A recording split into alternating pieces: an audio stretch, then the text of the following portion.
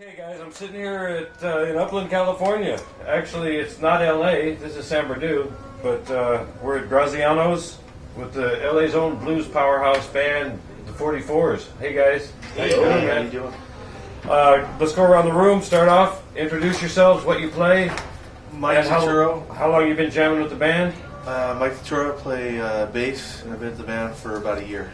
Upright bass. Yeah, upright. Do you play regular bass Yeah, too? I do. With this band or Yeah. exclusively? Okay, cool. Yeah. Mostly though upright. Yeah, most 75% upright. Yeah. What any deciding factors why you just whenever? Depends on the song. Yeah. Okay, cool. We'll kill him if he doesn't. Yeah. Every time I go to play electric, he gets bummed, so I just stay on the upright. Okay. You know it. Johnny Main, I play the guitar. Been with the band ever since it started. I think I came up with the name. Are you like the founder? Yeah. We'll get to the name later though. Okay. All right.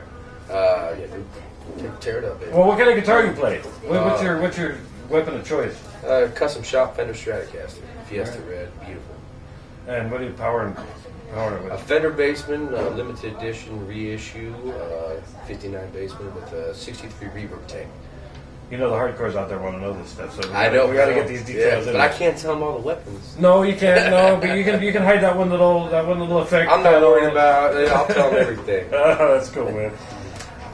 Tex? My name is Tex Nakamura. I play the harmonica and dice. What do you play better? What do you play better? I think so, Because if you play dice better than you play harmonica, I'm never playing with you, man. He plays by himself. I should go to Vegas with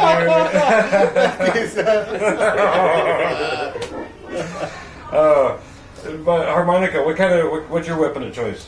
I have endorsement by the Tombo harmonica, which is they make the Lee Oscar harmonicas, and I have endorsement of the Herring Brazilian company for the chromatic harmonicas. For the chromatics. Yeah, That's some big mamma jammas, right?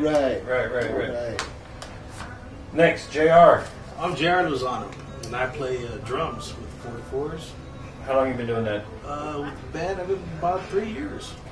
So not from the start. Not from the start. You're a transplant, but Yeah. sure sounds like you. We'll get into that later. Well, yeah. Okay. I kind of was in the start, but then fell in the loop for a little bit and came back, And, So as a group, as this unit right here, how long you guys been jamming together?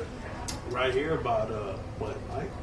Just over a year. Just over a year? Mm-hmm. Man, you guys sound tight. And this is the lineup on the record? Yeah. Yes. Yeah. Right on, man. And who writes your songs? I mean, I know you do some covers. I've heard some killer covers, but Johnny and Jason.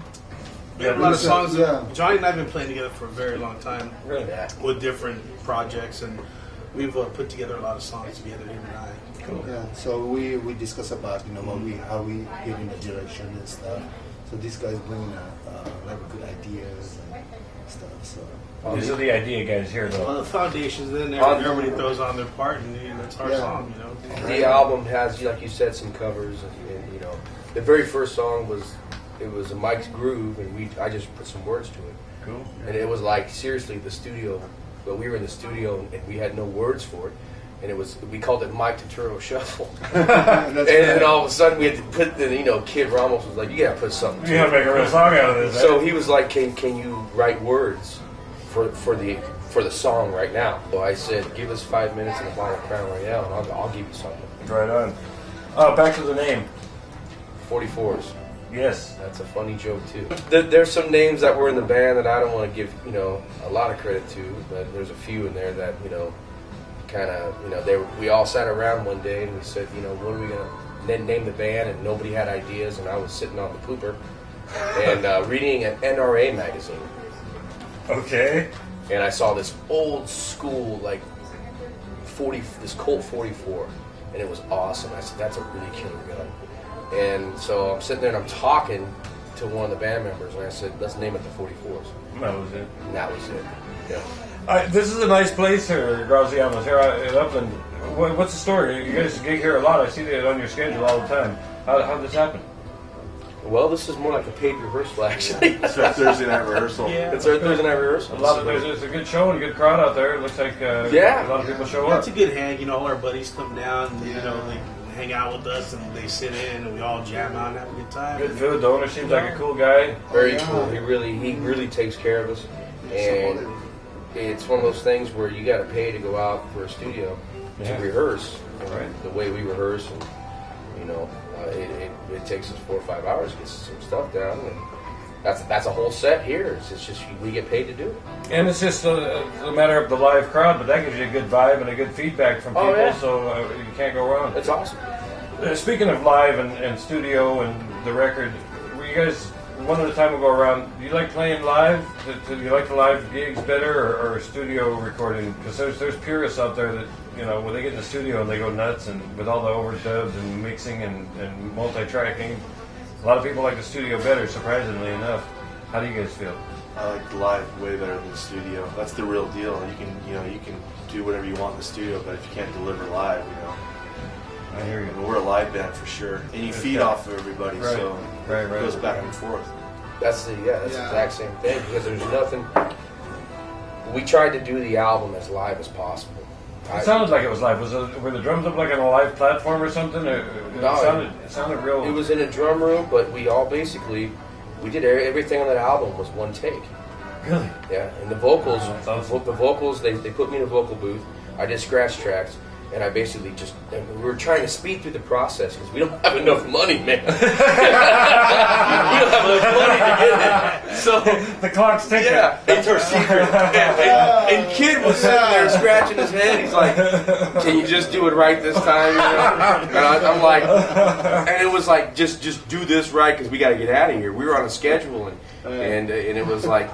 I was like, one take it, let's just go. And we did the whole album, just basically one take. Man, that's cool. But to go back to the question of playing live or studio, I really don't like the studio. I love playing live because you get that energy that you don't Even get though you can go back and do overs and overdub and you don't. And you'll notice on the record, you won't hear me doing an overdub on rhythm track. Really? I only play rhythm and solo like on certain songs that Kid's not on. Really? Yeah, I don't do overdubs so much. And I got to assume, Tex, that you feel the same way about live. The way I've seen you live, man, you're an animal. Yeah. You feed off with the crowd big time, probably more than all these guys. Yeah, for me, studio or live is the same. For me, it's the same thing. Really? But today's, a lot of the musicians working in the studio and working on computers. And even they can play, but the computer can covers that. Right. Well, That's they can fucking fudge a bullshit lot. right there. Yeah, they can fudge a lot. All right, this is all right. You really think? No, don't sugarcoat it. Yeah. Yeah, well, I hear you about the computers, but But that's great. But there's a more place than for they them. can do. I agree. And then when it comes to them playing live, their album sounds nothing like what they sound. Well, like. yeah. Right. That's what I'm trying to say. Unless you can When you see us play, we sound better than our album live. well, the new record really cooks, and the experience making it. That was with Kid Ramos. He produced that thing, right? Yeah. And He played on it too. did he? Yeah. Oh yeah. Well, I mean, I can't talk about the 44's without talking about. That's Kid. another story that we could probably get into a little bit. That was kind of funny. With him playing on it. Yeah, Let's hear because it. he got a little upset. Because, not upset, but he was like, "Man, You might see this. you're stealing my tone, man." Oh, really? Yeah. 'Cause Really? It was like I had the same kind of setup as him. Ah. And if you notice on the record, you're not going to tell kind of like who's who. You can Well, tell. it's hard to tell. All the purists will tell who's Kid and then I- who's me. Well, I haven't listened enough. But I'm like a chameleon. I get into that stage, man. I can kind of like if Albert King was in the room, I'd be doing Albert King bands to all heaven. That's if cool. Clapton was in there, so Kid was there, and I'm like, check me out. I can play like you. You know what I mean? You got it rubbed him the wrong way a little bit, maybe? No, he didn't. He was actually kind of took it like a compliment, I think. Well, good. He should. I He's mean, doing festivals with us, so I guess it. imitation is the highest form of flattery, as they say. Exactly. And you play a mean harp, my brother. Oh. How did you get started playing that harp? I mean, who was your influence? Was there a moment when you said, "Man, listen to that"? Yeah, pretty much. Dig about the Chicago blues from 1950s and stuff. But first influence was a J.